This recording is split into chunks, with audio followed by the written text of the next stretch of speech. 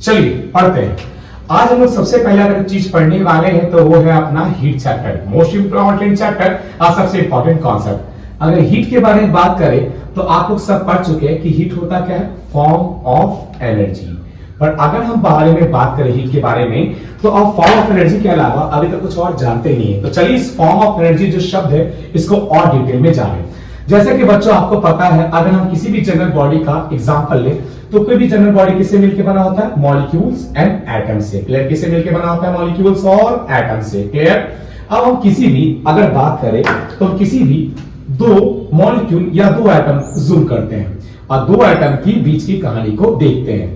अब इन दो एटम को हम यहां पे सामने लेके आ रहे हैं, जैसा कि आप देख पा रहे हैं। फील कीजिएगा बच्चा, जो मॉलिक्यूल्स होते हैं वो अपने पोजीशन में हमेशा रैंडम मोशन में। तो कैसे रैंडम मोशन? रैंडम मोशन कैसा होता है? कुछ इस तरीके से, या तो ऊपर नीचे, या तो आप कह सकते हैं लेफ्ट एंड राइट, या किसी भी एक्सिस पे हमेशा किसमें रहते हैं, तो रैंडम मोशन में। तो अगर हम बात करें मॉलिक्यूल्स के बारे में तो मॉलिक्यूल्स अपने पोजीशन में, किसमें बच्चों, सबसे पहले बात करें पोजीशन में, किसमें रहते हैं, रैंडम मोशन में। कौन सा मोशन अगर हम बात करें यहाँ पे ध्यान से देखिएगा, सबसे पहला चीज रैंडम मोशन में। अब रैंडम मोशन में रहते हैं तो रैंडम मोशन में जिस पोजीशन पे रहते हैं उस पोजीशन को उसका कहा जाता है मीन पोजीशन। उस पोजीशन को उसका क्या कहा जाता है, मीन पोजीशन। अब मीन पोजीशन में होते हैं, रैंडम मोशन में होते हैं, तो रैंडम मोशन में होने की वजह से क्या होता है, थोड़ा देख कर फील करते हैं। जैसे मॉलिक्यूल्स, ये रहा हमारा बॉडी, इस बॉडी में दो मॉलिक्यूल या दो एटम का से लेके समझ रहे हैं। चलिए देखिएगा ध्यान से। अब हमेशा मॉलिक्यूल किसमें रहते हैं, रैंडम मोशन। रैंडम मोशन में क्या करते रहते हैं, वाइब्रेट कर रहे थे। और जैसे जैसे ये वाइब्रेट कर रहे होते हैं, इनके वाइब्रेट करने की वजह से इनके पास जो एनर्जी होती है वो कौन सी एनर्जी होती है, सबसे पहला चीज इंटरनल काइनेटिक एनर्जी। यानी अगर यहां पे सबसे पहले समझ आया कि रैंडम मोशन में होते हैं अपने मीन पोजीशन पे, और रैंडम मोशन में होने की वजह से इनके पास में जो एनर्जी होती है वो कौन सी एनर्जी होती है, अगर हम बात करें इंटरनल काइनेटिक एनर्जी। क्लियर? एक और बच्चों बात आप जानते हैं कि जो मॉलिक्यूल्स अपने पोजीशन पर रैंडम मोशन में होते हैं, रैंडम मोशन में होने की वजह से उनके पास कौन सी एनर्जी होती है, इंटरनल काइनेटिक एनर्जी। पर एक मॉलिक्यूल दूसरे मॉलिक्यूल को कुछ ना कुछ फोर्स से अपनी ओर अट्रैक्ट करता है। यानी अगर हम बात करें, एक मॉलिक्यूल दूसरे मॉलिक्यूल को अपने पास कुछ ना कुछ फोर्स से अट्रैक्ट करता है। ये जो फोर्स ऑफ अट्रैक्शन है दो मॉलिक्यूल के बीच में, इस फोर्स ऑफ अट्रैक्शन के कारण इनके पास होती है इंटरनल पोटेंशियल एनर्जी। क्लियर? और बच्चों सबसे पहला चीज, यानी यहां पे बात समझ में आया कि किसी भी बॉडी में जो दो मॉलिक्यूल होते हैं वो मॉलिक्यूल हमेशा किसमें रहते हैं, रैंडम मोशन में। रैंडम मोशन में होने की वजह से उनके पास कौन सी एनर्जी होती है, काइनेटिक एनर्जी। और एक मॉलिक्यूल दूसरे मॉलिक्यूल को क्या करता है, सबसे पहले चीज कुछ ना कुछ फोर्स ऑफ अट्रैक्शन से अपनी ओर अट्रैक्ट करता है। क्या करता है, अपनी ओर अट्रैक्ट। इस अट्रैक्ट करने की वजह से इनके पास अपनी एक और एनर्जी होती है, इसको कहते हैं इंटरनल पोटेंशियल एनर्जी। यानी यहां तक बात समझ में आया कि अपने मीन पोजीशन पे वाइब्रेट करने की वजह से, यानी वाइब्रेशन की वजह से इनके पास होती है, अगर हम बात करें सबसे पहला चीज कि इंटरनल काइनेटिक एनर्जी। और इनके बीच में जो फोर्स ऑफ अट्रैक्शन होता है दो मॉलिक्यूल के बीच में, इसकी वजह से इनके पास में होता है, अगर हम बात करें तो इंटरनल पोटेंशियल एनर्जी।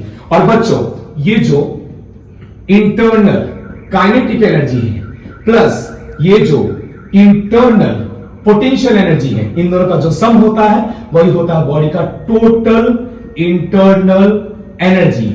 और यही जो टोटल इंटरनल एनर्जी होता है उसी को हम लोग क्या कहते हैं, हीट। यानी कि अभी तक आप जानते थे सबसे पहले कि हीट फॉर्म ऑफ एनर्जी है, और आज आप जानेंगे ये फॉर्म ऑफ एनर्जी आया तो आया कहां से, क्योंकि कोई भी बॉडी अगर किससे मिलकर बना होता है वो क्या होते हैं, मॉलिक्यूल्स। और मॉलिक्यूल्स अपनी मीन पोजीशन में क्या होते हैं बच्चों, रैंडम मोशन में। और मीन पोजीशन में जो मोशन में होते हैं उनकी वजह से उनके पास कौन सी होती है, इंटरनल काइनेटिक एनर्जी। और एक मॉलिक्यूल जो दूसरे मॉलिक्यूल को जो फोर्स ऑफ अट्रैक्शन से अट्रैक्ट करता है उसकी वजह से उनके पास कौन सी होती है, इंटरनल पोटेंशियल एनर्जी। और ये इंटरनल पोटेंशियल एनर्जी और ये इंटरनल काइनेटिक एनर्जी, यानी इंटरनल काइनेटिक एनर्जी और इंटरनल पोटेंशियल एनर्जी, इन दोनों का जो सम है वही होता है बॉडी का टोटल इंटरनल एनर्जी, और वही होता है आप कह सकते हैं हीट एनर्जी।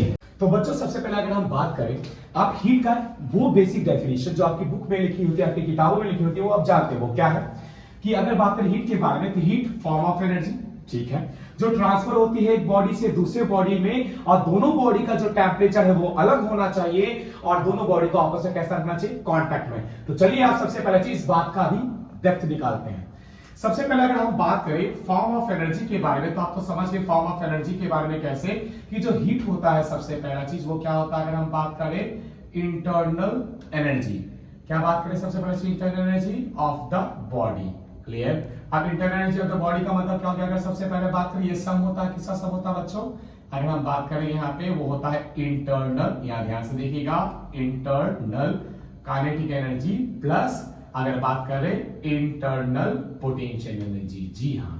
अब सवाल आता है इंटरनल काइनेटिक एनर्जी कहां से आता है? सबसे पहला चीज अभी जैसे आपको बताया गया कि मॉलिक्यूल्स अपने मीन पोजीशन पे वाइब्रेट करते रहते हैं, उसकी वजह से उनके पास क्या आता है? Internal kinetic energy. और अगर हम बात करें इंटरनल पोटेंशियल एनर्जी के बारे में, तो एक मॉलिक्यूल जो दूसरे मॉलिक्यूल को जिस फोर्स ऑफ अट्रैक्शन से अट्रैक्ट करता है, उस फोर्स ऑफ अट्रैक्शन की वजह से जो एनर्जी होती है वो होती है इंटरनल पोटेंशियल एनर्जी। ये बात तो जान चुके।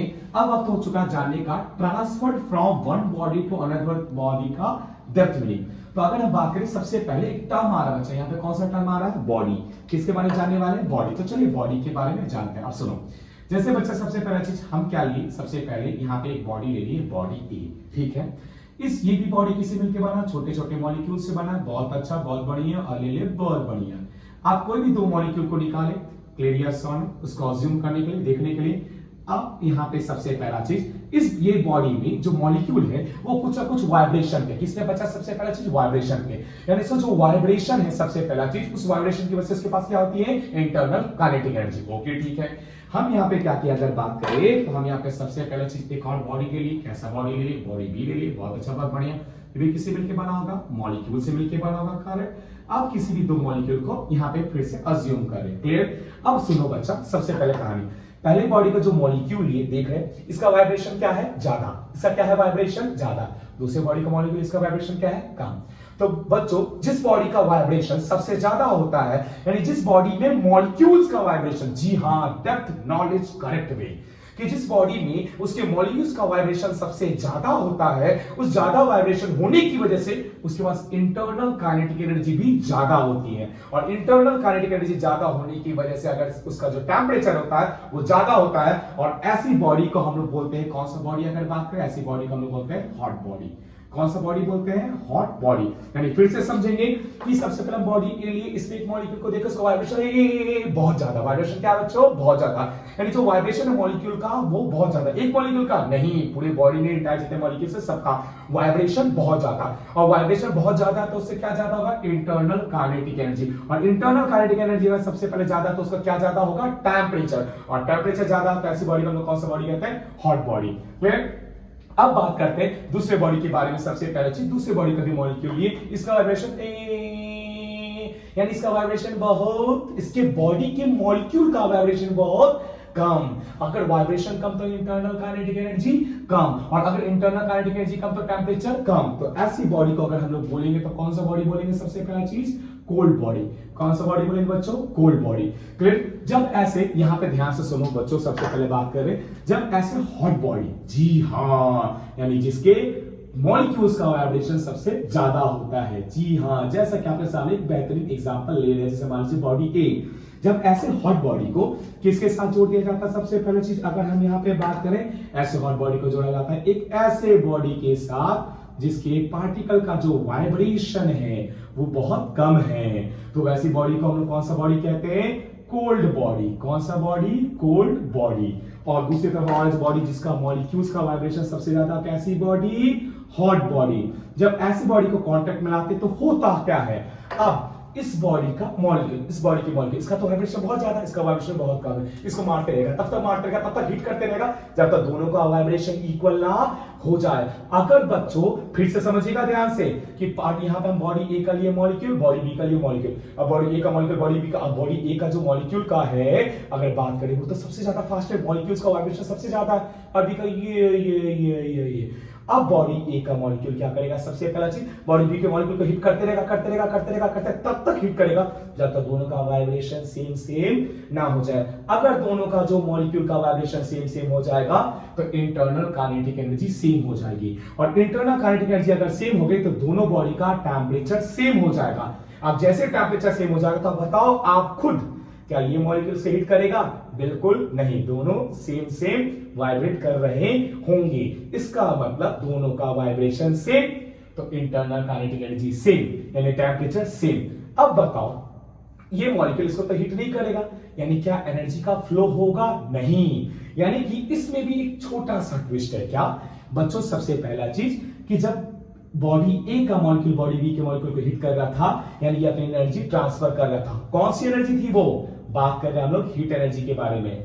तो ये ट्रांसफर कर रहा था। कब तक किया? जब तक दोनों का वाइब्रेशन सेम नहीं हो गया। दोनों का वाइब्रेशन सेम होने का मतलब दोनों का इंटरनल काइनेटिक एनर्जी का सेम होना, यानी दोनों का टेंपरेचर का सेम होना। यानी बॉडी ए से, यानी हॉट बॉडी से कोल्ड बॉडी में हीट का तब तक फ्लो होते रहता है जब तक कि दोनों बॉडी का टेम्परेचर, अगर हम बात करें टेम्परेचर सेम ना हो जाए। क्या टेम्परेचर सेम होने पे हीट का फ्लो रुक जाता है? रॉन्ग कॉन्सेप्ट है ये। क्या? तब भी बच्चों बॉडी ए से, अगर जब दोनों बॉडी का टेम्परेचर सेम हो जाता है तभी बॉडी ए से बॉडी बी में हीट जारी होती है और बॉडी बी से बॉडी ए में भी हीट आ रही होती है। बस अगर हम बात करें हीट का फ्लो, क्या यहां पे हीट का फ्लो नहीं होता है? सबसे पहली बात, ये गलत कॉन्सेप्ट है बच्चा। हीट का फ्लो होता है। कौन से हीट का फ्लो नहीं होता है? नेट हीट का फ्लो। अगर हम बात करें नेट हीट का जो फ्लो होता है वो नहीं होता है, पर हीट का फ्लो हो रहा होता है। यानी जब दोनों बॉडी का टेम्परेचर सेम हो जाए तो बॉडी ए से बॉडी बी में भी हीट जारी होती है और बी से ए में भी जारी होती है। पर ए से जितना गया बी में, बी से भी उतना आया ए में, तो नेट हीट का फ्लो कितना हुआ? 0। आई होप कि आपको ये बातें समझ में आई होगी। अब इसके आगे हम लोग बढ़ते हैं अपने नेक्स्ट लेक्चर में।